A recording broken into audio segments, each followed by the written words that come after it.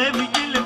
Tek niye gelmişsen ki kabrimin üstte sevgilim? Men alan kanlı karanfilleri harda koymuşsan?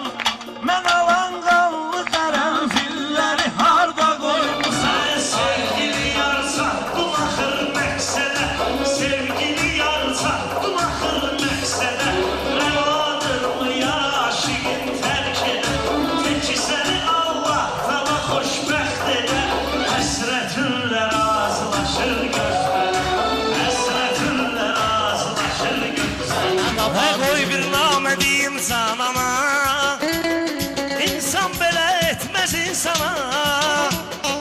Ey məni tərk edən gözəl insaf elə, dön geri gəl gözün nurun həsrət apardı. Ey məni tərk edən gözəl insaf elə, dön geri gəl gözün nurun həsrət apardı. Elə şad neynirsən elə insanı, sevən çəkər həsrəti hicranı. Neynirəm o arzulu cananı, villamız olsun, 5 otaq olsun.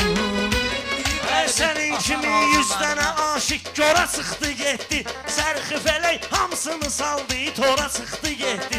Biri gəlib məni sevdi sevdi, sonra çıxdı getdi. Sən öl elə bil qansızın övladı qan aldı məndən. Sən öl elə bil qansızın övladı qan aldı məndən. Kimi sevdimsə ürəkdən zaman aldı məndən. Onda o canı yalan, həmən o insanı çağır. Ay kəmləyi köməyə, bu dəmdə Orxanı çağır. Ölürəm son nəfəsimdir, daha cananı çağır. Qoy aparsın məni son mənzilə sağır. Sağ olun Orxan.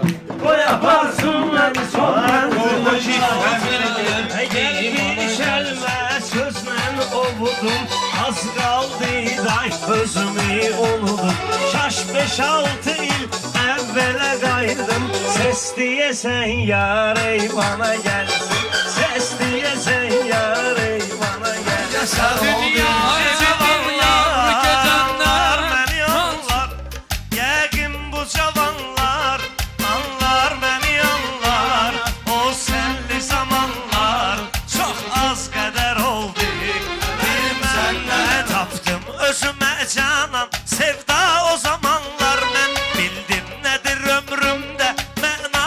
O zamanlar mən bir xeyli səbirsizdim, dünya o zamanlar mən bir xeyli səbirsizdim, dünya o zamanlar mən səbir etməyi öyrətdi, ağır kədərim səndən. Səbir etməyi öyrətdi, ağır kədərim